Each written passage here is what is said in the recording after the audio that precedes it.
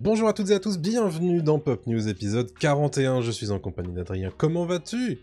Bah, toujours bien, 34 ans, ça Un y est, an de l'anniversaire est passé. plus! Un Joyeux an de anniversaire plus. mon bro! Merci beaucoup, c'est très gentil, ça y est, je t'ai rejoint. Après un mois et demi de décalage. J'attendais. Ouais, on a un mois et demi de décalage à peu près. Et Ouais. ça y est, on est tous les deux dans la team 34. Ah, c'est sûr. Là, c'est pas mal, hein, c'est pas mal. T'es un peu un copieur quand même. Hein. Ouais, je sais, mais non, 34, c'est un âge qui est ok, c'est pas l'âge le plus intéressant, je trouve. Non. T'attends les 35 toi, pour fêter ça bien, et les 33 et la vingtaine est finie depuis J'aimais longtemps bien le en fait. chiffre 33. J'aime bien le chiffre 33 aussi. Je trouve que ça sonnait bien, t'es encore un poil jeune, tu vois. T'es encore... 34, c'est genre... Ah, 34, t'as le 4 de 40 ans. Le 35, c'est vraiment une barrière, quoi. Tu te dis, ouais. Quand t'es de l'autre côté, tu fais voilà. Sur mes 40. C'est fini. Nah. Ouais. Donc là, techniquement, il nous reste 2 ans cool. C'est ça. Ouais, après, c'est la pente. Sauf si tu parles aux gens, tu sais, ce type de personnes, il y a vraiment deux types de personnes dans la vie. Oui, je sais, on digresse déjà, alors que j'ai même pas encore fait d'introduction. Digresse déjà. Il y a deux types de personnes dans la vie. Les gens qui te disent « j'ai 35 ans » et d'autres qui te disent « je suis dans ma 36e année ». Oui, bah ça c'est des gens et alors là, c'est les gens qui te... Moi, ça me scie les jambes à chaque fois. Non, j'ai pas 35 ans, moi. Ouais. Non, c'est ça. Mais ouais, je sais pas, c'est des ouf. Non, mais 34, c'est bien. J'ai bien fêté ça. Impeccable. Et puis, c'est la première fois qu'on se voit, en fait, depuis... Mais oui. Et on fête ça un 1er avril. Il n'y a pas de blague. Il y a pas de blague. J'ai même pas... Alors, j'ai vu vite fait des blagues sur Twitter, mais elles étaient tellement nazes que j'y ai vraiment pas cru. Pareil, c'était rincé. J'ai vu des trucs drôles, pas forcément liés à la pop culture. J'ai vu une chaîne japonaise qui a fait semblant qu'il y a un kaiju qui arrive sur les côtes du Japon et qu'ils envoient un mecha pour le défoncer, ce qui est très drôle. Ça, c'est très et sinon, pas foufou. Niveau pop culture, j'ai pas vu grand chose. Puis bon, maintenant les gens ont compris, quoi. Oh bah oui. Bah, il y a quelques années, c'était cool. Hein. Il y a 10 ans, il y avait des très très bonnes idées. Il y a 10 ans, ouais. Ouais, bon, ouais. À peu près. Oui, voilà, ouais. Okay. Et maintenant, le problème, c'est qu'on vit dans l'ère des fake news et les gens, en fait, si tu fais pas des démentis immédiats, les gens, ils roulent dessus, quoi. Enfin, c'est vraiment... Bon. Alors, ce qui est drôle, parce que tu peux bait énormément de débiles. Hein. Bah, et Twitter est quand même un lieu à hameçon, quoi. Mais bon, apparemment, là, c'était pas si fou, quoi. Donc, on vous prévient, ce sera comment Poisson d'avril free. Cet épisode, normalement. Pas de poisson d'avril cette semaine, puisque aucune des news qu'on va vous présenter aujourd'hui ne sont datées du 1er avril de toute manière. Et dans tous les cas, on aura fait extrêmement gaffe à pas choper... c'est ça. Alors, qu'est-ce que c'est Pop News? C'est votre récap hebdomadaire de l'actualité pop culturelle. On fait ça par étapes, les news, les brèves, le rapid fire pour toute la ribambelle de news qu'on va pas vraiment traiter mais qu'on va quand même mentionner, le point box-office d'Adrien, le gros sujet de cette semaine qui est dédié à Marvel Studios. Est-ce que c'est la fin du règne? Est-ce qu'ils sont capables de remonter la pente en 2024 et en 2025? Ça va être un petit peu nos questions sur ce gros sujet. Ensuite, le radar des sorties et 2 recos que nous a préparé Adrien aujourd'hui. Et puis, on est quasiment prêt à partir. Hein. On va commencer avec un truc pas très drôle pour un épisode du 1er avril, puisque c'est un décès. Un décès vraiment très jeune pour Chance Perdomo. Exactement, Chance Perdomo, qui était la star de la série Gen V, la star du spin-off en fait de The Boys, et aussi des nouvelles aventures de Sabrina, qui vient de décéder à l'âge de 27 ans. Donc, comme tu l'as dit, c'est extrêmement jeune. Il est décédé des suites d'un accident de moto. On a appris ça par son attaché de presse, qui a confirmé en fait la mort de l'acteur britanno-américain ce samedi dans un communiqué dévoilé dans Variety, le magazine. Je le lis, c'est avec une grande tristesse que nous partageons la nouvelle du décès prématuré de Chance Perdomo à la suite d'un accident de moto. Les autorités ont confirmé qu'aucune autre personne n'était impliquée. Sa passion pour les arts et son appétit insatiable pour la vie étaient ressentis par tous ceux qu'il connaissait et sa chaleur perdurera chez ceux qui l'aimaient le plus. Nous demandons de respecter le souhait de la famille de garder leur intimité alors qu'ils pleurent la perte de leur fils et leur frère bien-aimé.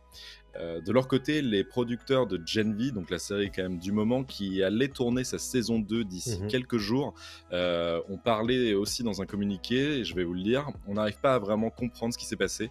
Pour ceux d'entre nous qui le connaissent et avaient travaillé avec lui, Chance était toujours charmant et souriant, une force de la nature enthousiaste, un interprète incroyablement talentueux, et plus que tout une personne très gentille et adorable.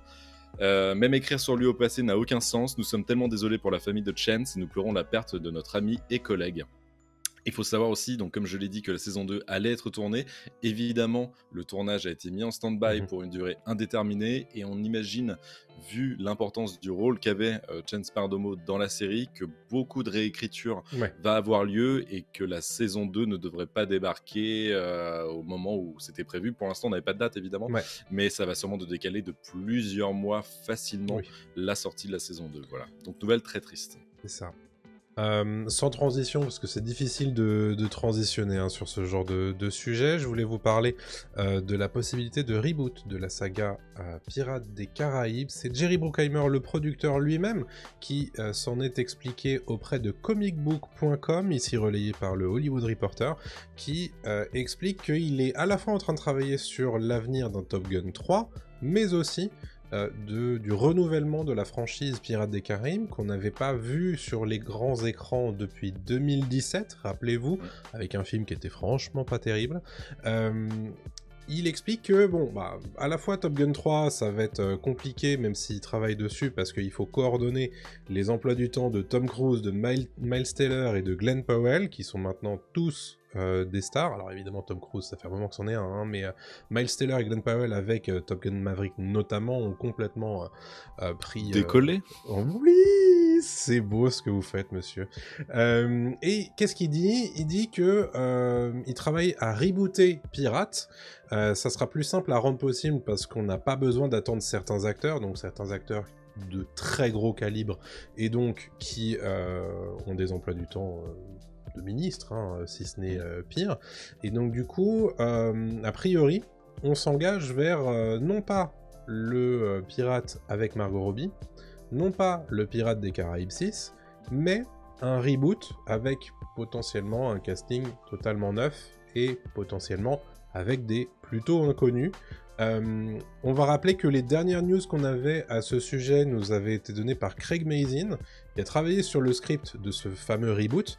Donc Craig Mazin, c'est le créateur et le showrunner de The Last of Us sur HBO, qui fin 2023 nous disait « On l'a pitché et on pensait qu'il l'achèterait jamais parce que c'est trop bizarre, mais Disney l'a acheté. » Ensuite, on a écrit un script fantastique, puis la grève a débuté, et tout le monde a commencé à attendre. Ça, c'était dans le LA Times fin 2023, et donc, a priori, c'est sur ce scénario-là que Pirate va renaître un petit peu de ses cendres.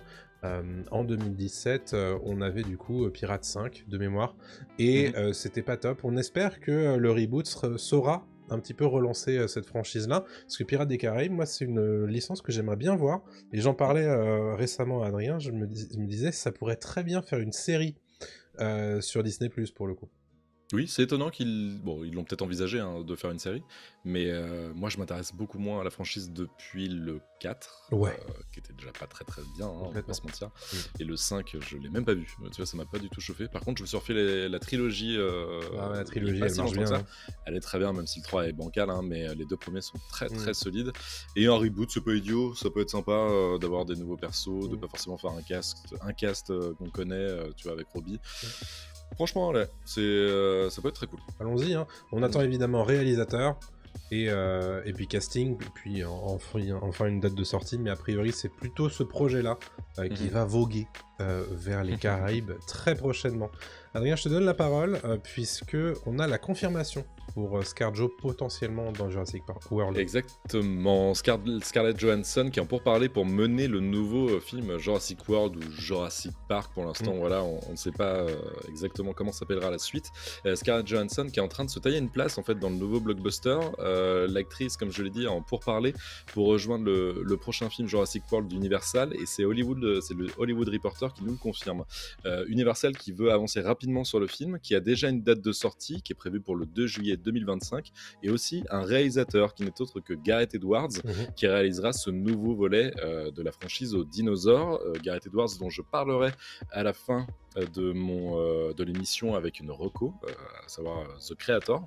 Gareth Edwards qui sera entouré lui de David Kopp, qui sera au scénario et qui a été déjà lui le scénariste de Jurassic Park, le premier, mis en scène par Steven Spielberg.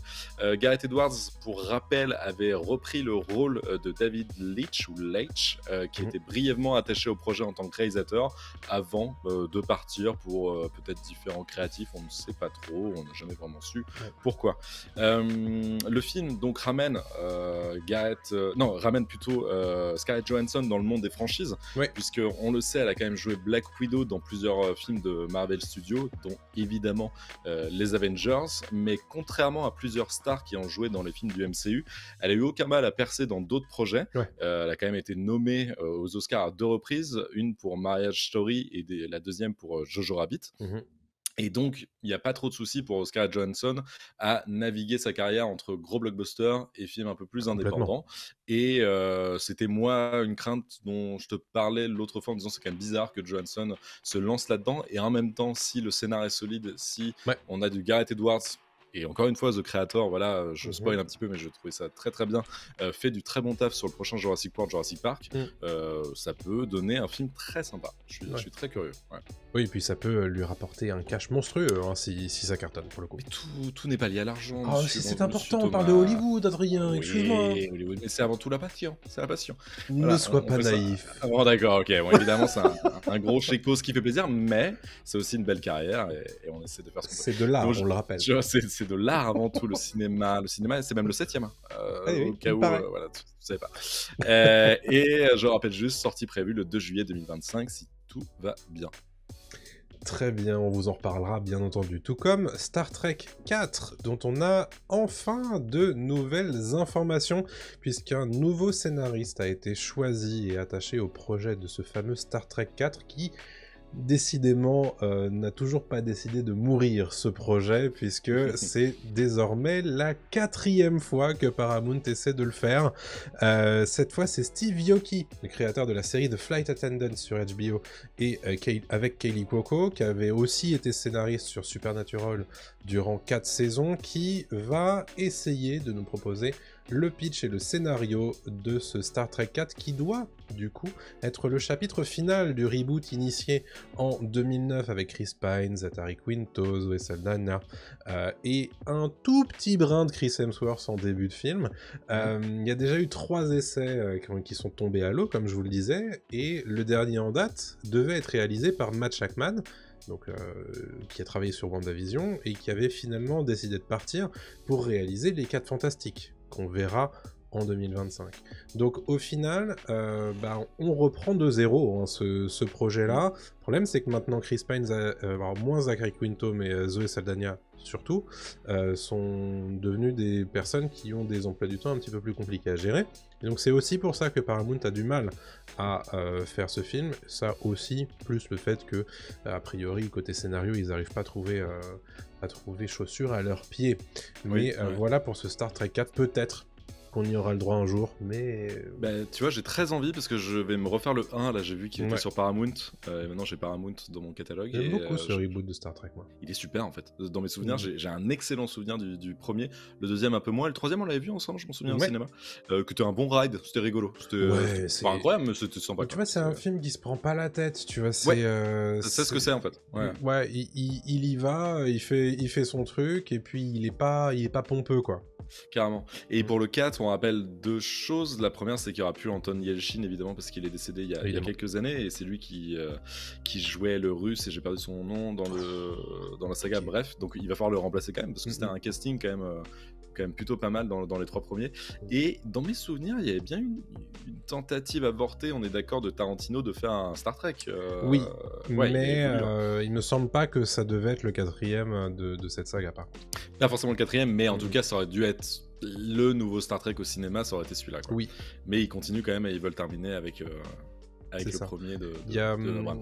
Il y a aussi en ce moment une rumeur autour d'un nouveau projet Star Trek qui lui serait plutôt une origin story de ce qu'est Starfleet, mais pour l'instant il n'y a pas encore vraiment d'informations en dehors du fait que c'est toujours en développement. Mais pour l'instant on n'en sait pas beaucoup plus. Et juste avant de passer à la suite, je sais pas pourquoi je reste bloqué sur Star Trek, j'avais jamais fait ça, j'ai maté le premier épisode de la série. C'est quelque chose, hein. Ce jeu, tu fais waouh, ok, c'est vieux, hein. Mais c'est rigolo, je le conseille à ceux qui l'ont jamais fait parce qu'on a toujours le truc de. C'est tout sur Paramount Plus ? Ah, franchement, ils ont beaucoup de choses. Hein. Ouais. Bah, moi, je suis pas connaisseur du tout de Star Trek. Mais je comprends pourquoi on aime. Je comprends pourquoi il y a des Trekkies et les gens qui préfèrent Star Trek oui, à Star Wars. C'est un grand truc, effectivement. Plus Star Trek, toi, ou Star Wars? Ah bah moi ça a toujours été Star Wars parce que Star Trek je connais très peu, mais je me suis regardé quasiment tous les films Star Trek à une époque. Avec tu parles des vieux films, hein, Oui, avec Shatner et tout. Ouais. Ils sont bien, j'ai jamais vu non plus. Ouais, ils sont très cool. Il y en a qui sont très kitsch, mais qui sont très agréables à regarder quand même. Ok. Je sais plus lequel c'est, si c'est Star Trek 3 ou 4, où le pitch du film, et je digresse encore, j'en suis désolé. Je suis désolé. c'est ils doivent aller récupérer des baleines sur l'ancienne Terre et voyager dans le temps et les ramener à travers la galaxie. Enfin, c'est un délire. D'accord. Mais c'est un trip un petit peu écologique et tout avant l'heure, et c'est vraiment très... Enfin, c'est très étonnant, et j'avais vraiment aimé ce film qui était très kitschos, c'est un peu du nul, tu vois, mais j'avais bien aimé quand même. Ok. Mais ça gagne à être vu quand même. Hein. Oui, juste pour la culture pop, je me ferai tout ça, mais... Et on est d'accord que Stargate SG1, c'est quand même ultra pompé sur Star Trek. Oh bah bien entendu. Oui. Star Trek SG1, dont je vous parlerai la semaine prochaine, dans le radar des sorties. Oh là là, mais je spoil même le prochain épisode de Pop News. Écoutez, on ne se surfait plus. Hein. C'est le moment des news en rapid fire, mesdames et messieurs. Alors, on apprend que Warner Bros. A signé un contrat avec Timothée Chalamet, c'est leur grande star hein, désormais, après que le jeune homme a quand même réalisé 1,2 milliard de dollars en 2 films, à savoir Mon Cas et Dune partie 2 dont tu nous parleras tout à l'heure, en point box-office. Le jukebox musical d'Universal sur Prince a trouvé Ryan Coogler comme producteur. Voilà ce qu'on a appris. Le jukebox musical, c'est une comédie musicale dans laquelle on utilise plein de chansons. Donc on va utiliser toutes les chansons de Prince dans cette comédie musicale. Anne Hathaway qui est très contente d'avoir retrouvé la route de Christopher Nolan à l'époque d'Interstellar, puisque elle subissait la Hatha-hate, donc la haine de Hathaway à l'époque des Misérables. Voilà, il nous explique ça dans un portrait. Euphoria, c'est plus compliqué. A priori, la saison 3 va être retardée. Et c'est compliqué de rechoper Zendaya. Donc, ils sont en train de tout faire en coulisses pour essayer de sauver la série. Mais pour le moment, c'est complicado. La fameuse porte sur laquelle Kate Winslet n'a pas invité Leonardo DiCaprio dans Titanic a été vendue aux enchères la semaine dernière pour la bagatelle de 718 000 $ et 750 petits dollars en plus, tant qu'à faire. Et cet objet de cinéma a donc dépassé la vente aux enchères du fouet d'Indiana Jones. Oh la vache. Ce faisant. Scott Derrickson s'attelle désormais à une nouvelle adaptation du roman noir La Nuit du Chasseur, qui avait déjà été porté à l'écran en 1955 avec Robert Mitchum. Voilà donc Scott Derrickson à qui l'on doit de mémoire Doctor Strange. Oui, tout à fait. Ainsi que Sinister. Steven Spielberg a adoré Dune partie 2. Et en fait des gorges chaudes dans la presse autour de tout ça, et félicite bien entendu Denis Villeneuve. On vous renvoie bien sûr à notre avis sur la question. Universal Orlando va désormais travailler sur un parc, une extension de son parc sur la franchise Dragon, tandis que Jamie Lee Curtis et Lindsay Lohan sont en train de se rapprocher pour potentiellement un Freaky Friday 2. Au Japon, on sort enfin Oppenheimer, et on le sait que c'est évidemment compliqué, et ça le montre, puisque les réactions sont à la fois mitigées, et le film a réussi à beaucoup émouvoir les différents spectateurs. Enfin, Channing Tatum, qui aimerait beaucoup travailler sur un remake de Ghost. Il en a même les droits, mais il veut faire ça un petit peu différemment, dit-il.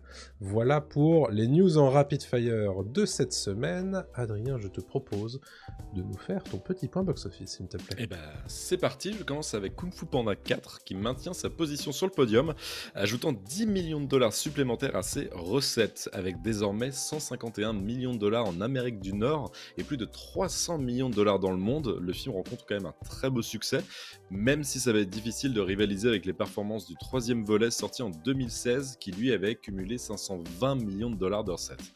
En France, Kung Fu Panda 4 a réalisé 97 777 entrées lors de son premier jour sur 696 copies, et avec le cumul des avant-premières, on arrive au très beau chiffre de 198 774 entrées. Donc un très beau démarrage pour Kung Fu Panda. Je poursuis avec Dune 2 que j'adore. Dune 2 est un film de cœur, je le répète chaque semaine dans l'émission, c'est vraiment un film que j'affectionne particulièrement. Je pense que c'est peut-être l'équivalent de l'Empire contre-attaque en 2024. Enfin vraiment, on est sur un... C'est un poisson d'avril, évidemment. Je déteste Dune 2. Dune 2 est pas bien. Mais je vais quand même parler du box-office de ce film. Dune 2 qui se glisse à la 4e place pour son 5e week-end d'exploitation aux États-Unis. Mais malgré la baisse dans le classement, le film de Denis Villeneuve reste quand même le plus gros succès de 2024 jusqu'à présent, puisqu'il a accumulé 251 millions de dollars de recettes sur le marché nord-américain et plus de 600 millions de dollars dans le monde. Donc il n'atteindra pas le milliard, ce que je ne lui souhaite pas, mais, mais c'est quand même de très très beaux chiffres, et d'ailleurs ça a donné quand même le deal dont tu as parlé juste avant entre la Warner et Timothée Chalamet. Et je termine avec là par contre une surprise, et là c'est vraiment pas un poisson d'avril et je m'y attendais pas du tout, c'est les résultats assez spectaculaires de Godzilla et Kong, ou Godzilla Cross Kong, je sais pas comment on va l'appeler, voilà. Cross X Kong, de Xbox. Godzilla X de Xbox Kong, le nouvel empire, qui débarque aux États-Unis avec un démarrage assez dingue, puisqu'il a quand même généré environ 80 millions de dollars de recettes lors de son premier week-end d'exploitation, et c'est un chiffre qui dépasse totalement les prévisions des experts, qui tablaient plutôt sur un lancement situé entre 50 et 55 millions de dollars. Donc ce nouveau volet du Monsterverse du studio Legendary réussit à surpasser les débuts de ses prédécesseurs, à savoir Kong Skull Island qui a fait 61 millions de dollars en 2017 et Godzilla Roi des monstres qui avait fait 47,7 millions de dollars en 2019. Donc pour Warner Bros, c'est le deuxième plus grand succès consécutif après le triomphe de Dune partie 2 dont je viens de parler, qui avait fait 82,5 millions de dollars lors de son week-end d'ouverture. Dans le monde, Godzilla X de Xbox Kong, le nouvel empire, cumule 194 millions de dollars de recettes, et comme je l'ai dit, 80 millions de dollars aux USA et 44 millions en Chine. Donc c'est pas mal du tout. Propre. Et il sort là en France. On attend évidemment la critique de Steven Spielberg, potentiellement le nouvel Empire contre-attaque. Exactement, et Christopher Nolan est sur le coup, il a été bluffé, il a trouvé ça génial. Impeccable. On le rappelle, vraiment ce n'est pas un poisson d'avril, hein. C'est vraiment un énorme carton surprise très Godzilla. cool. Là. Et pourtant ça donne pas spécialement envie quand tu regardes la bande-annonce, ça a l'air neuneux, et... Bah si, c'est Godzilla qui se tape avec Kong, oui. C'est rigolo. Est-ce que du coup ça donne pas envie? Oui, c'est un peu. Ouais, mais on l'avait déjà eu. C'est ça que je comprends pas. On avait eu Godzilla versus Kong. Ah oui, c'est vrai qu'ils se battent ensemble. C'est vrai qu'ils se battent ensemble. Et Godzilla, et Godzilla a un bras en métal. Kong a un bras en métal, ce qui a l'air fou. Ouais, il a un point américain dans ce film. Il a un point, ouais. Ok, j'y vais en fait. Ouais, voilà. Non, ça arrive, et voilà. Donc c'est ce que les gens se sont dit, a priori. Voilà pour mon point box-office. Super, merci Adrien. C'est le moment de parler du gros sujet de la semaine. Est-ce une fin de règne à laquelle on est en train d'assister pour le Marvel Cinematic Universe? Vous l'avez vu, l'année 2023 a été très compliquée, on en a déjà beaucoup parlé dans ce podcast. Est-ce que Marvel est capable de se relever, de se camoufler, comme on pourrait dire? C'est un peu la question qu'on voulait se poser aujourd'hui, Adrien, notamment avec deux petites interviews qui ont été données à la fois par Kristen Stewart et Anthony Mackie, qui sont un petit peu exprimés sur l'état de la créativité en fait chez Marvel. On a d'un côté Kristen Stewart qui dit que elle serait intéressée que dans un seul cas de figure, c'est si Greta Gerwig venait la chercher, grosso modo. Donc en gros pour dynamiter un petit peu le système créatif qui est en place chez Marvel, comme elle l'a fait avec Barbie, etc. Et de l'autre côté, on a Anthony Mackie. Faut le dire très vite, mais ok. Ouais, non mais... Ouais. Bref. Ouais, elle a vachement dynamité les blockbusters avec Barbie, mais ok. Après.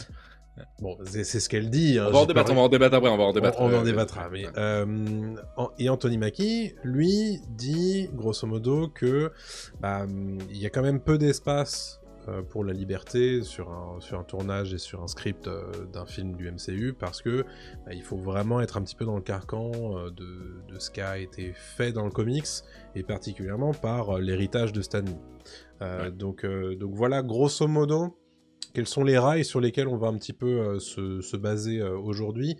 Fin de règne créatif en fait, peut-être pour ce Marvel Cinematic Universe. Qu'est-ce que t'en penses toi ? Bah, c'est compliqué en tout cas, fin de règne. Pour l'instant, oui, parce que les gens se rendent moins au cinéma, on le sait, voir des Marvel. Le box-office le prouve. Le dernier gros succès, c'était Les Gardiens de la Galaxie 3, mais après, c'est un peu plus compliqué. Et avant et après, c'est compliqué.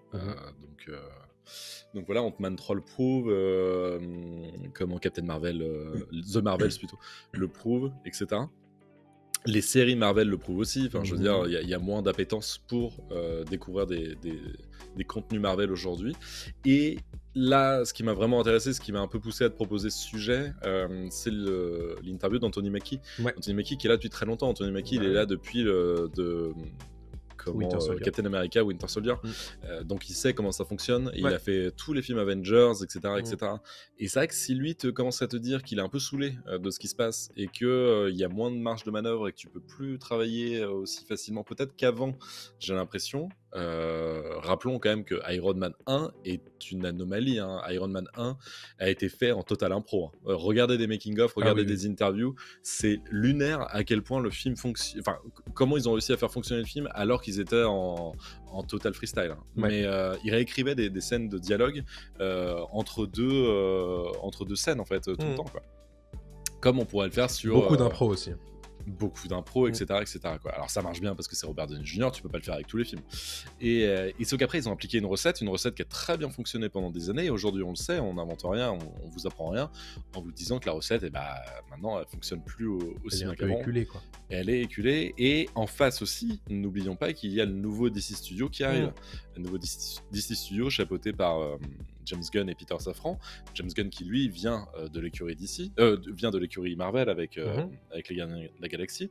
Et donc finalement un peu un insider qui a fait les deux côtés de la barrière et donc il sait comment ça fonctionne Hollywood en ce moment très très bien au niveau des super-héros et qui pourrait complètement lui dynamiter la fatigue qu'on a actuellement côté Marvel. Et c'est pour ça qu'on parlait de fatigue avec Kristen Stewart qui disait il me faudrait une Greta Gerwig pour dynamiter tout ça, ou dynamiser, qu'est-ce qu'elle a dit, je sais plus, dynamiser, enfin voilà, un truc assez fort quoi.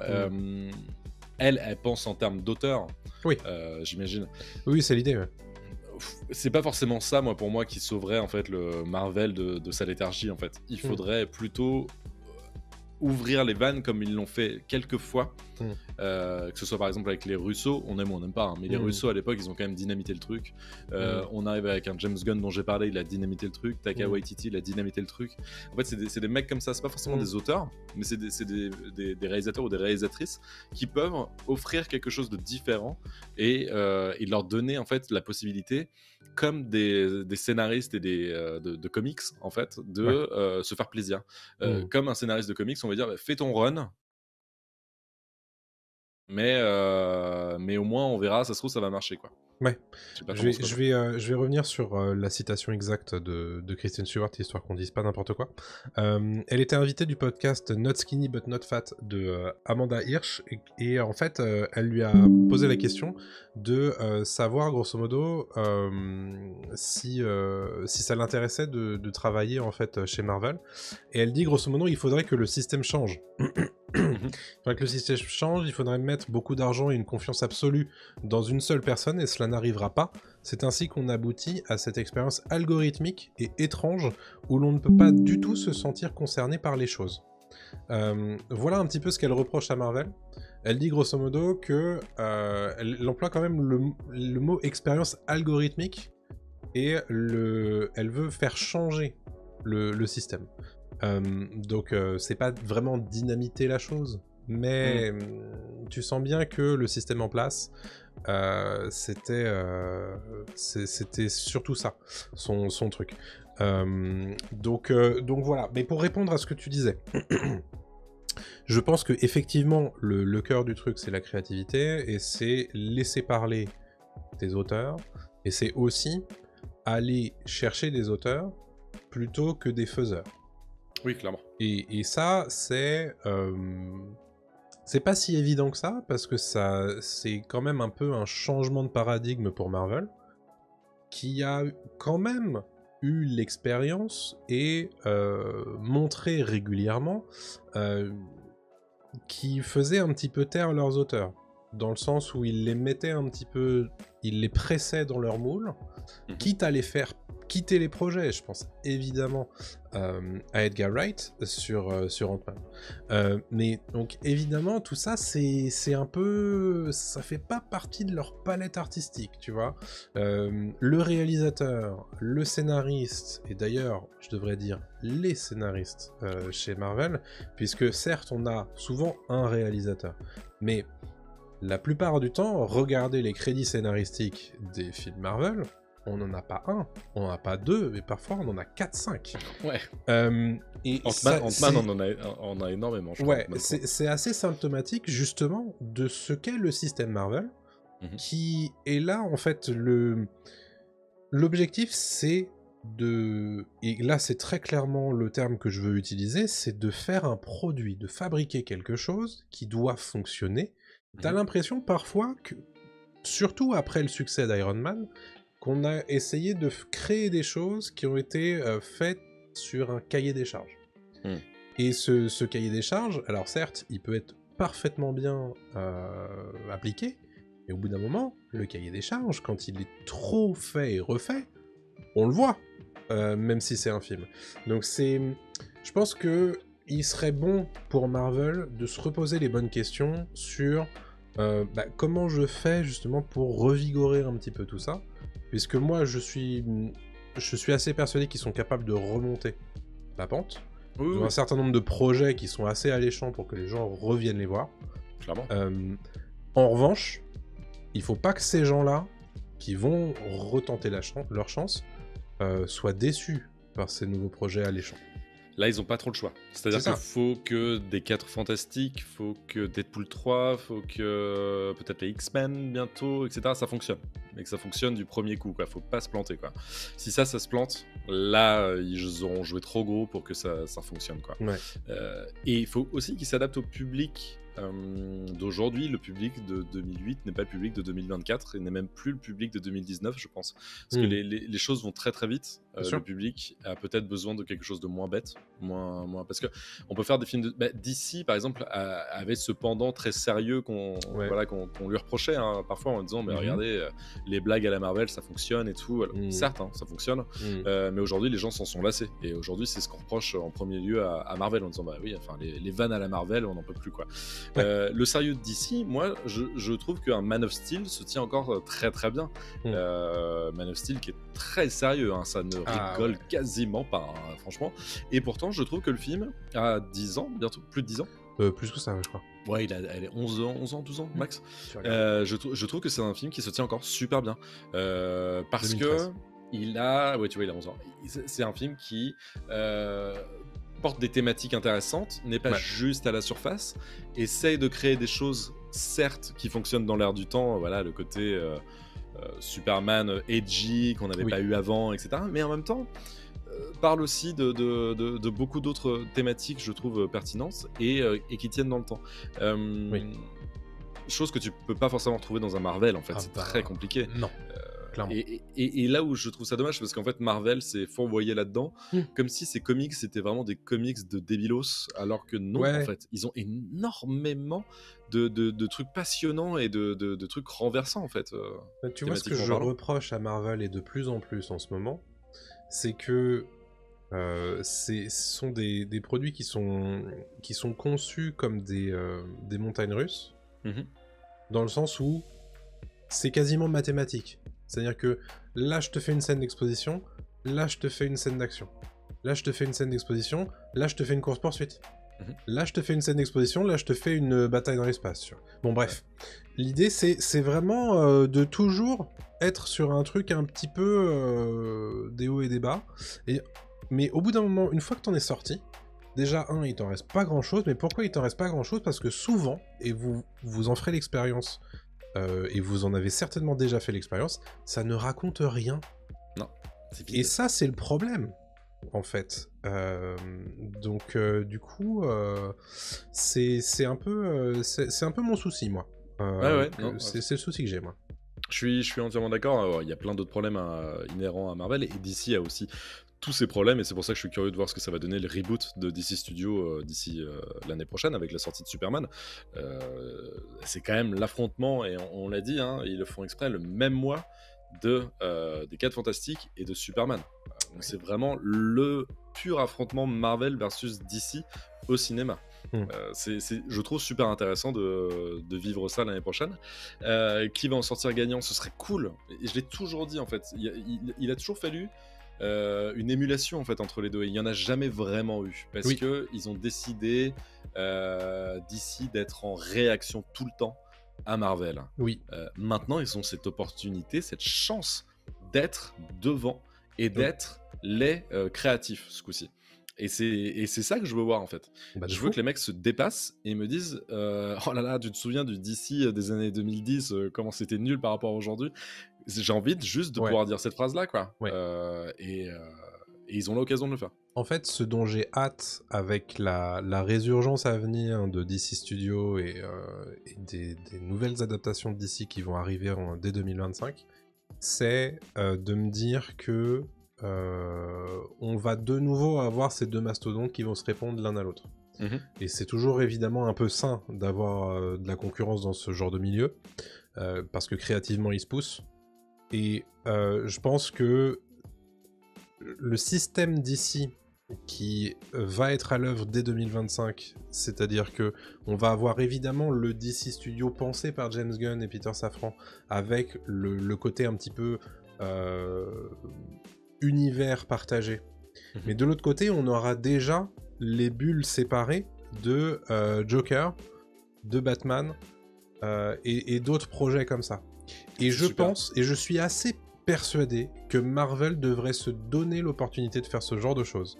Même ce qu'ils font en série. Mais j'aimerais vraiment qu'ils s'essayent à, je sais pas, prendre un auteur qui monte, un réal ou un scénariste, ou les deux, de se dire, écoutez, on a envie de tester un truc, là on a envie d'adapter Marvel 1602. Et bah là on va prendre un réal, on va prendre un scénariste, et on va leur donner quasiment toute latitude de faire ce qu'ils veulent. Et ça sera un truc connecté ou pas au MCU, on s'en fout. Mais s'il y a un truc à faire, à mon avis, c'est de tester les poches de réalité qui existent désormais dans le MCU, et de se permettre de tordre un petit peu les codes que le MCU lui-même a mis en place, ce qui permettrait du coup de débrider totalement la créativité qu'il a été beaucoup trop ces dernières années. Je suis entièrement d'accord, et c'est ce que je pense par exemple quand je regarde What If. Le What If, c'est ça, en fait, c'est vraiment plein d'épisodes de séries télé en animation qui te disent ouah, j'aimerais tellement le voir en film, en fait. Je veux voir ce genre d'histoire portée à l'écran, voilà, sans tout le carcan de il faut respecter, comme tu l'as dit, scène d'expo, scène d'action, etc., qu'il faut absolument que ça fasse avancer la grande toile que Marvel a mise en place avec ses phases. Alors oui, les phases 1, 2, 3, 4, ça tenait, et puis maintenant en fait tout ça, ça tient plus, on le sait. Je pense qu'ils se sont piégés avec tout ça. Alors oui, évidemment qu'ils sont piégés. C'est leur modèle, mais c'est génial. Au début c'était incroyable, enfin, c'était une super idée parce que t'as qu'une envie, c'est de suivre ça. En fait ils ont appliqué le modèle de série télé au cinéma. C'est les premiers à l'avoir fait, et sur le moment c'est du génie pur. Et dans quelques années, on regardera en arrière, on se dira ils avaient tout géré, c'est un braquage en fait. Maintenant, le problème, c'est que ça a tout défoncé en termes de qualité, en termes de quantité aussi, et donc ils savent plus où ils en sont. Je pense que c'est une usine à gaz, et c'est très compliqué. Exactement. Donc ouais, moi je pense que c'est comme ça qu'ils doivent gérer leur affaire. Après, je conçois bien que c'est compliqué, Là, je vois Franck qui insiste beaucoup sur le fait que les séries Disney Plus de Marvel sont nulles. Tu peux pas dire qu'elles sont toutes nulles, parce que Loki, c'est quand même très ok. Oui. WandaVision, c'était pas mal aussi. Et WandaVision, c'était pas mal. Après, effectivement, il y en a d'autres qui sont nuls. Mais en l'occurrence, voilà, je pense que là, on était en train de dire que dans les séries, ils se permettent de faire des trucs un petit peu différents. Parce que c'est des séries et parce que c'est peut-être moins important et qu'il y a moins de gros sous derrière. Et donc, du coup, ils se permettent d'être un petit peu plus, pas inventifs, mais de tester des choses. Oui, voilà. Ne serait-ce que des héroïnes féminines ou d'identités plus moins, on va dire, mainstream. Et donc, du coup, ça, c'est forcément... tu vois, moi, j'aurais adoré voir Moon Knight au cinéma, par exemple. Oui, ça aurait été très cool. Ça aurait été beaucoup plus intéressant que la série que nous ont faite. Ouais, qui était ok, mais sans plus. Ce qui s'effondrait. Le début était super, et puis après ça s'est effondré. Exactement, très, comme souvent. Un truc aussi, il faut pas oublier que Disney, c'est pas Warner. Hein. Disney, c'est beaucoup plus aseptisé aussi au niveau des produits que ça propose. Hein. Ça prend beaucoup moins de risques, et il faut que ça plaise tout de suite au grand public. Warner a moins de mal quand même à proposer des trucs un peu plus libres, un peu plus... Est-ce que c'est pas auteur, lié... peut-être. Est-ce que c'est pas lié à leur licence? Parce qu'ils ont DC, tu veux dire? Ils ont... Ouais, mais... Tu vois, Batman, par essence, c'est moins aseptisable, je trouve, qu'un... Captain America, c'est un mauvais exemple, mais... Iron Man, ils l'ont beaucoup aseptisé, mine de rien. Ah oui, il y a plein de trucs qu'ils ont complètement oubliés. Iron Man chez DC, pas Iron Man chez Warner, il est alcoolique. Ouais. Et il a le droit de l'être chez Warner. Il a le droit d'être. Iron Man chez Disney, il l'est pas. Ouais, bien sûr, évidemment. Toutes les failles qu'il y a dans les comics, tu les as pas. Il y a plein de trucs, voilà. Mais Warner est un studio, hein, je vais pas mentir non plus. Hein, ça reste un studio qui veut se faire du fric et il change les trucs. Mais ça tente peut-être plus du côté de Warner que du côté de Disney, quoi, qui va tenter des choses aussi, hein, qui fera avancer un petit peu les lignes, hein, on va pas se mentir aussi. On reproche à Disney d'être très woke, mais en fait, d'un côté, il fait bouger les choses aussi, hein, ce studio, donc c'est bien de tenter. Je trouve que c'est un studio vachement plus inclusif même que Warner, hein, dans l'idée. Et donc, là-dessus, on peut pas lui reprocher. De l'autre, créativement, par contre, en fait, c'est ça. Je pense que Disney, malheureusement, répond plus à des problématiques sociétales du moment, d'une époque, qu'à des problématiques créatives en fait, et de cinéphiles ou de sériphiles, etc. Je suis pas forcément d'accord avec ça parce que je pense qu'ils testent un petit peu ces eaux-là. Ils testent des trucs. Alors ils ont bien aimé être le premier entre guillemets blockbuster de super-héros avec un héros noir, Black Panther, ce qui était faux puisque Blade était déjà là depuis très longtemps. Mais je pense pas que ce soit des problématiques de marketing pour le coup. Ils ont des volontés évidemment très... c'est très Disney, hein. Qu'on leur reproche énormément d'ailleurs aux États-Unis, chez un certain bord politique, et en France aussi d'ailleurs. Oui, c'est ce que j'ai dit, le côté trop woke. Mais je pense que ce genre de critiques sont assez ridicules. Mais en tout cas, il y a... Évidemment, c'est ce que je dis. Mais oui, évidemment. Et en revanche, ça ne les empêche pas... Enfin, répondre à ce genre de... Tester un petit peu l'inclusivité et la représentation, c'est évidemment quelque chose qu'il faut faire. Et c'est quelque chose qu'il faut évidemment continuer à accueillir avec plaisir et respect. En revanche, ça ne les empêche pas de faire des vrais films, quoi. Dans le sens que ce soit au détriment de la qualité. Bah oui, c'est ça, parce que mais c'est même pas fait au détriment d'eux. C'est-à-dire que ça fait des années que même leurs films, entre guillemets, mainstream total, sont des produits sans âme, et donc qu'ils soient représentatifs ou pas, inclusifs ou pas, ça reste des produits ça change rien.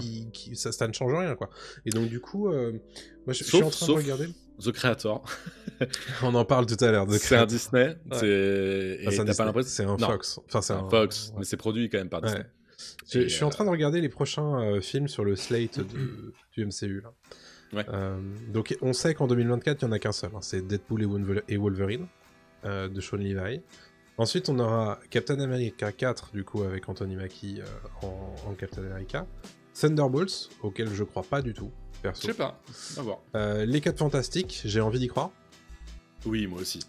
Blade, je pense pas que ça sortira en 2025. Mais bon. Compliqué. Hein. Et après, c'est Avengers 5 et 6. Hmm. Est-ce que tu penses qu'il va falloir attendre Avengers 5 et 6 pour avoir de nouveau le retour de Marvel ou on y sera déjà avec Deadpool et après ça va rouler? Non, je pense qu'il faut attendre les 4 Fantastiques, moi. Ouais. Je pense qu'il faut attendre les 4 Fantastiques qui vont peut-être remettre un petit coup là-dedans, ça peut être sympa. Si on a une annonce surprise peut-être d'un film, je pense pas, mais on verra. Deadpool, ça va être super, hein. Je pense que ça peut être très bien, mais il faut quand même attendre un truc. Déjà, Deadpool, c'est un 3ème épisode.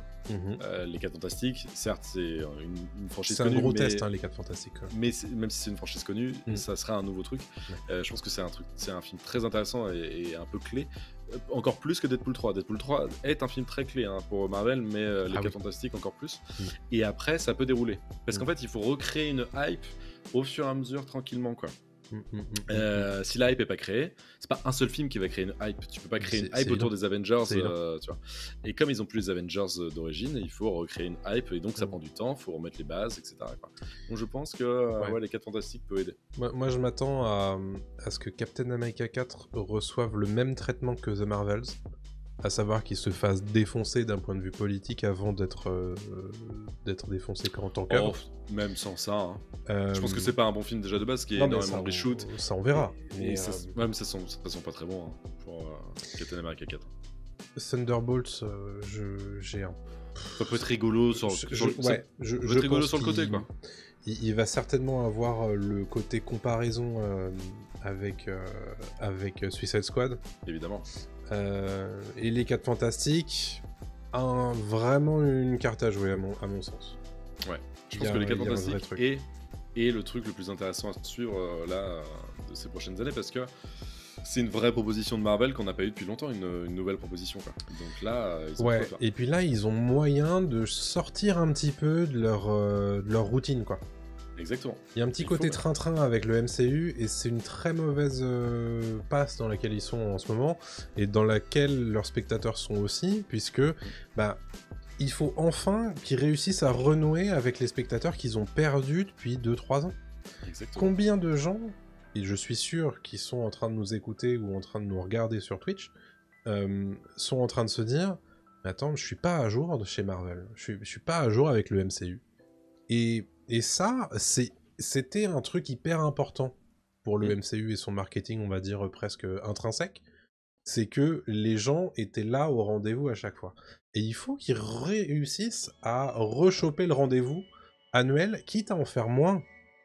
C'est peut-être aussi ça. C'est ce qu'ils vont faire. Je pense que techniquement, oui, c'est déjà une façon de ramener du monde et de permettre aux gens de suivre les sorties plus facilement si t'en fais moins, c'est sûr. Mais moi, le premier, hein, il y en a certains que j'ai zappé. Hein. Je n'ai pas vu Black Widow. Il y en a un autre que j'ai toujours pas vu Les Éternels, ni Shang-Chi. Les Éternels non plus. Shang-Chi, c'était rigolo. Shang-Chi, tu vois, c'est cool parce que c'est un film sur le côté. Ouais. Voilà, mais ils veulent l'intégrer aux Avengers évidemment, mais ça marche pas mal, quoi. Mais tu vois, je me dis pas tiens, voilà, j'ai pas vu les Black Widow, je vais absolument le voir. Non, Black Widow, je le verrai un de ces 4 un dimanche si je suis fatigué, tu vois. Mais... Ouais. Voilà. Bon, bref.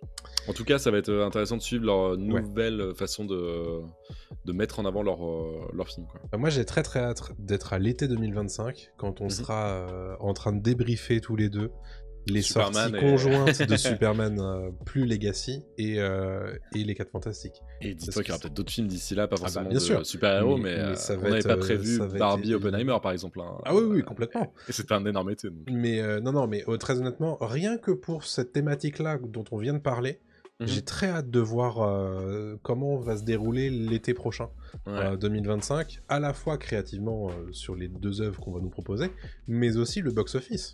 Parce que ça va dire beaucoup de choses sur l'avenir des 2 franchises, pour le coup. Complètement. Bon, on va s'arrêter là sur le gros sujet cette semaine. Dites-nous, bien évidemment, dans les commentaires ce que vous avez pensé de tout ça. Quelle est votre idée concernant Marvel Studios? Est-ce que vous pensez qu'ils vont réussir à remonter la pente? Ou est-ce qu'on est vraiment sur une fin de règne et ça va s'arrêter et péricliter dans les prochaines années? C'est le moment pour moi de vous faire mon radar des sorties. Je vous ai sélectionné 7 petites choses à aller voir au cinéma. Oui, il y a une sortie salle cette semaine, on se demande bien laquelle d'ailleurs. Et quelques sorties streaming, et pas de jeux vidéo cette semaine. Godzilla Cross Kong, le X de Xbox, Kong le Nouvel Empire, sort le 3 avril en salle, dans les salles de cinéma en France. Le pitch, c'est le tout-puissant Kong et le redoutable Godzilla unissent leurs forces contre une terrible menace encore secrète qui risque de les anéantir et qui met en danger la survie même de l'espèce humaine. C'est ce genre de pitch qu'on a envie d'aller voir au cinéma, Adrien. Et oui, ça nous fait rêver ça. Avec Rebecca Hall, Brian Tyree Henry et Dan Stevens, ça sort dans les salles le 3 avril. Ah, il y a Rebecca Hall, je me demandais ce qu'elle devenait. On la voit plus trop. Hein. C'est vrai qu'on la voit plus trop. Ouais. Elle est dans Godzilla Cross Kong. Voilà. Ça en dit long. Dommage. En streaming, je vous propose Godzilla vs Kong qui sort sur Netflix, le film d'avant, qui sort sur Netflix le 2 avril. Pour les gens qui ne seraient pas au fait que ces deux créatures se sont battues précédemment en 2021 dans un film. Le 3 avril, je vous propose Iwaju sur Disney+. C'est une série d'animation située dans un Nigeria futuriste. Tout ça en 6 épisodes. C'est très sympa, très, très coloré, très bien animé, très Disney. Je suis assez curieux de voir ce que ça va donner. Ripley, le 4 avril, ça sort sur Netflix. C'est une adaptation en mini-série du talentueux Monsieur Ripley, le roman de Patricia Highsmith.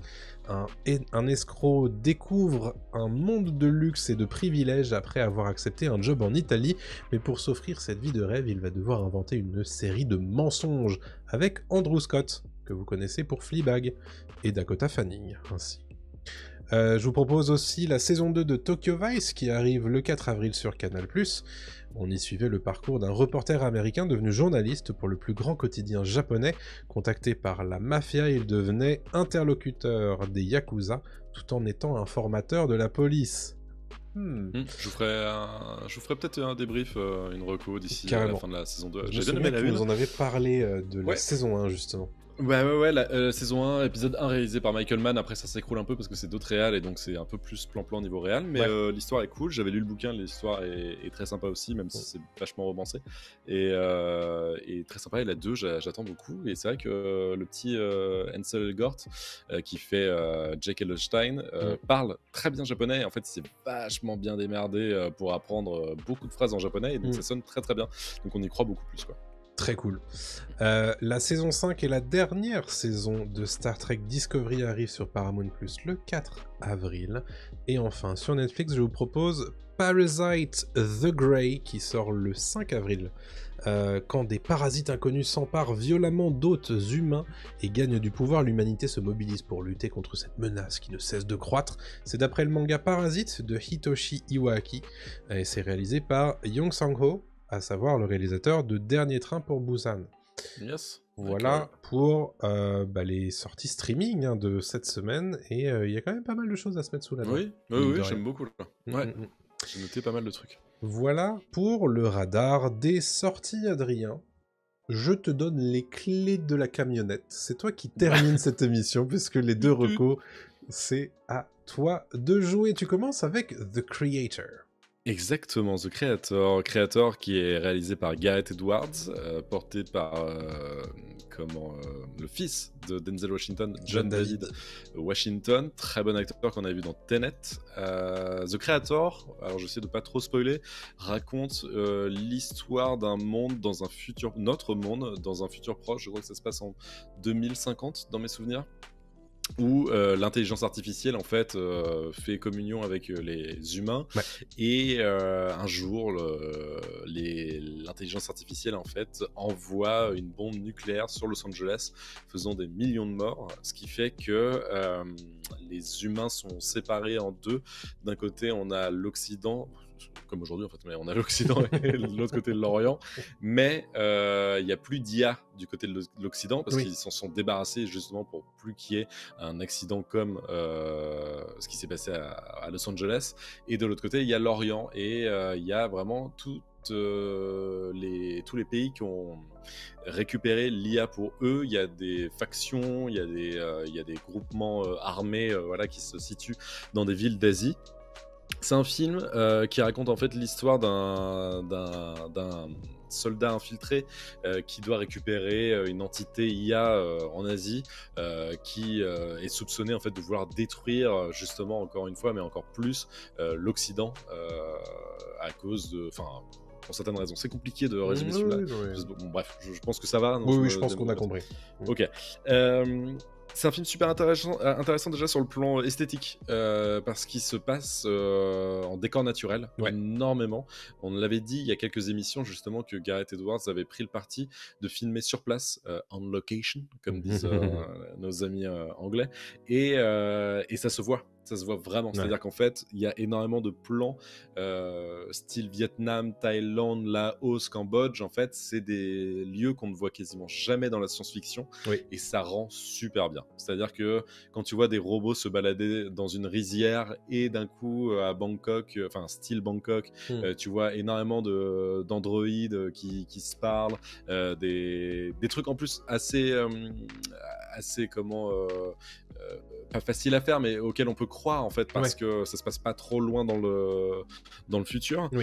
C'est très très bien foutu, c'est très organique en fait. Il y a beaucoup de choses, tu sens en effet pratique. Donc quand ils s'envoient des trucs à la gueule, ne serait-ce que des grenades du futur, mais en fait c'est des vrais trucs. Enfin, tu vois, c'est des vraies grenades. Il y a vraiment déjà un parti pris esthétique qui est super. Les effets spéciaux sont vraiment très bons.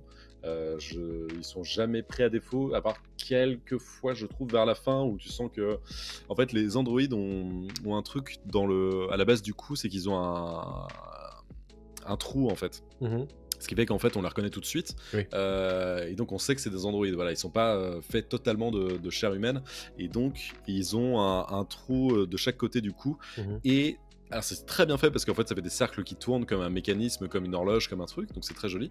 Mais tu sens que sur certains personnages, sur la fin notamment, quand on les voit très peu, c'est fait un peu à la va-vite, et ça se voit en fait que c'est du CGI et que c'est un peu crado. Mais bon, encore une fois je pinaille quoi. Les thématiques on rappelle quand même que le film a coûté très peu cher pour ce genre-là. Exactement, et il met à l'amende énormément d'autres productions qui elles coûtent vachement plus cher quoi. Toute proportion gardée, ça peut ressembler à ce que peut faire un Godzilla Minus One avec son budget quoi.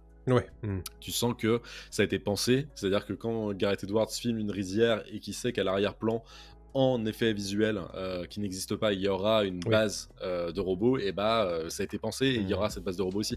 Ça n'a pas été fait en reshoot, ça n'a pas été fait après coup en se disant tiens ce serait joli. Non, c'est fait exactement ici. Le fait que ça se passe en Asie, c'est ultra rafraîchissant en fait, c'est trop con, mais c'est pas en plus de l'Asie japonisante ou des trucs comme ça, c'est vraiment l'Asie comme je l'ai dit, de rizière, l'Asie humide quoi, l'Asie où il fait chaud, où c'est les plages etc quoi. Et donc il y a un côté Rogue One sur la fin de Rogue One et en fait il sait filmer ce genre de plan. C'est très joli, c'est très sympa, film qui est monté un peu épileptiquement au début, je trouve, ça va très vite, donc des fois tu t'es un peu perdu sur les tenants et aboutissants de l'histoire. C'est touchant parce qu'en fait on le voit dans la bande-annonce, c'est une gamine qui tient le deuxième rôle, en fait le second rôle le plus important du film après John David Washington. Elle joue très bien, elle est très touchante, et ça s'inspire de beaucoup d'œuvres, notamment Akira, sur le côté enfant un peu spécial qui va faire des choses, etc. Ça se voyait dès le trailer d'ailleurs, j'ai trouvé. Ça se voyait dès le trailer bien sûr, mais ça sort de ça. Ça sort de ça, il y a un côté Blade Runner évidemment, il y a un côté voilà. Mais ça sort de ça quand même, et ça s'inspire de beaucoup de... Alors en fait en Asie on pourrait se dire ça pourrait être qu'une seule langue etc, mais non, ça mélange plusieurs langues, dont le japonais, dont d'autres langues etc, donc c'est cool aussi. C'est un vrai, je trouve, produit unique qu'on n'a pas souvent, et donc faut vraiment en profiter. Et les scènes d'action sont cool, je l'ai dit, les visuels sont bien, l'acting est très solide, John David Washington est pas un incroyable acteur, mais je trouve que là, on lui donne plus de choses à faire. Ouais. Il est pas monolithique comme dans Tenet. Ouais, non, c'est pas mal. C'est pas mal du tout, C'est donc cool. une belle reco qui est dispo sur Canal en ce moment, Ouais. qui vient de sortir sur Canal. Trop cool, The Creator. Si vous l'avez raté en salle, comme beaucoup, je pense, l'avaient raté, allez le voir sur Canal ou prenez-vous le DVD, hein, ça mange pas de pain. Exactement. Tu nous as préparé une deuxième reco dont tu avais déjà parlé en fin d'émission la semaine dernière. Bah, on va pouvoir en parler tous les deux. C'est un jeu vidéo. On peut en parler tous les deux, c'est un jeu vidéo, c'est Super déjà Mario Bros Wonder. En octobre ou novembre dernier. T'avais déjà fait la reco? Oui. Ah oui, bah est-ce que ça vaut le coup? En deux mots, je vais juste abonder dans ton sens en disant que c'est super. Quel très petit bien. bonbon. C'est un petit bonbon, comme tu dis, c'est une petite sucrerie, ça se dévore très très bien, je l'ai fini à 100%, je le trouve trop facile par contre, je le trouve assez facile, parce que il y a un peu de défis, mais pas tant que ça. Par contre, c'est visuellement super, il y a des idées à chaque niveau, c'est-à-dire qu'on ne s'ennuie pas, mais vraiment on se dit tiens, ils vont nous ressortir la même sauce 10 niveaux plus tard. Non, en fait, il y a toujours une idée différente dans chaque niveau, ce qui est assez impressionnant, une idée visuelle, une idée de gameplay, une idée d'énigme, une idée de plein de choses, c'est toujours différent, donc ça c'est assez impressionnant. Une fois qu'on a chopé le gameplay qui est au poil, il est nickel. Un truc que je reproche souvent au Mario Wii ou Wii U, c'est que ça glissait, c'était du savon sous leurs pieds. Là, c'est pas le cas. Là, c'est juste Mario saute, il saute sur la plateforme, c'est nickel, il rebondit, impeccable, parfait. Il n'y a pas trop d'inertie. Il n'y a pas trop d'inertie, ça j'aime beaucoup. Tu peux un peu le faire à ta sauce grâce au badge. En fait, il y a un système de badge qui te permet à chaque début de niveau, si tu actives un badge, par exemple, d'avoir un champignon tout de suite, donc de devenir plus grand, d'avoir un double saut, d'avoir l'invisibilité, d'avoir un saut ressort, etc., etc. Donc en fait, si tu es à l'aise avec certaines mécaniques de Mario, tu peux utiliser ce badge-là, et ce badge va te permettre en fait d'avancer plus facilement. Donc il y a plein d'idées à chaque coin de niveau, c'est assez impressionnant. Je l'ai terminé en y jouant tranquillement en 4, 5, 6 jours, on va dire. Donc ça vous durera pas non plus, voilà, comme un Mario Odyssey qui pourra tenir. Non, c'est assez rapide. Mais c'est genre nickel, c'est-à-dire que Nintendo, ils sont réputés pour ça, évidemment, de faire des jeux nickel, sans bug, voilà, au poil. Là, c'est le cas, et je le recommande à tous ceux qui aiment les Mario 2D, c'est parfait, quoi. Ce que j'avais adoré avec ce jeu, c'est sa créativité et sa générosité surtout. Grave. C'est le fait que à chaque niveau t'aies des nouveaux mobs que t'as jamais vu encore dans un Mario. Exactement. Non, c'est franchement super cool, et c'est ce que j'avais noté tout particulièrement dans ma reco la dernière fois. Et moi je le trouve pas si facile sur les niveaux, on va dire annexes. Par contre, surtout sur les niveaux spéciaux, tout ce qui est niveau, on va dire tranquille, de la quête principale entre guillemets, bon, tu les défonces assez facilement.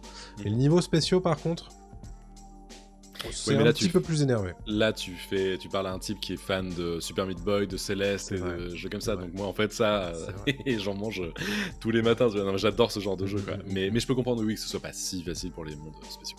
Et un dernier truc, c'est ce que j'aime beaucoup chez Nintendo, et ce qui est rare chez Nintendo, c'est que là, ils ont pas peur de s'inspirer de ce qui se fait bien ailleurs. C'est-à-dire qu'ils s'inspirent de Rayman Origins, Rayman Legends, ils s'inspirent de... Alors, ailleurs, ça reste chez eux aussi, mais de Donkey Kong Tropical Freeze, notamment au niveau des visuels, des ombres chinoises, etc. C'est super. Et vraiment, ils piochent tout ce qui se fait de bon ailleurs, et ils l'ont redigéré, et ils t'en proposent des niveaux inédits, et c'est incroyable. Et franchement, faites-le, achetez-le, vous n'allez pas le regretter. Bah, c'est le genre de jeu que moi, j'aurais aucun mal à faire jouer à un enfant parce que il kiffe, il kiffera. Tu peux aussi y jouer avec lui parce que tu peux y jouer en coop sans souci. Et si tu veux te refrotter un Super Mario Bros en 2D comme à l'époque, entre guillemets, et bah tu kiffes de fou et tu redécouvres un petit peu le plaisir de jouer à Mario en 2D. Moi, franchement, c'est que du bonheur ce jeu. Ah ouais, non, mais il est super. Il est super. Exactement. Foncez. Écoutez, ces deux belles recos là-dessus pour terminer cette émission qui est désormais finie. L'épisode 41 de Pop News est terminé. On se donne rendez-vous évidemment la semaine prochaine pour un nouvel épisode 42 qui ne sera pas diffusé durant un jour férié. Et oui, puisque nous étions live un jour férié, notre Discord s'est un petit peu esbobby de cette question. Est-ce qu'on allait être live aujourd'hui, un lundi, sur twitch.tv/p0pnews? Mais oui, bien entendu. Pas de repos pour les vrais gars. Bien sûr. Non mais voilà. Donc comme d'habitude, on se retrouve sur les différents réseaux sociaux où vous pourrez bien entendu balancer les commentaires et les likes, tout votre sou, ainsi que les abonnements sur les plateformes où vous nous voyez. On est sur YouTube, on est sur Dailymotion, on est sur Twitch, on est sur Facebook, on est sur Instagram, on est sur TikTok, on est sur WhatsApp, on est sur Instagram, on est partout, on est sur les plus gros. Blue Sky. Et venez nous voir sur Discord aussi, on y discute tranquillement en mode chill, donc n'hésitez pas. Et puis si vous voulez donner un petit peu d'oseille à ce podcast et donner de la force, vous pouvez aussi le faire sur notre page Ko-fi et participer à l'émission via des questions, donc n'hésitez pas à le faire. Je crois que j'ai tout dit, il est moment de clôturer tout ceci. Merci à tous de nous avoir écoutés, et puis à très bientôt tout le monde. Salut à tous. Salut à tous.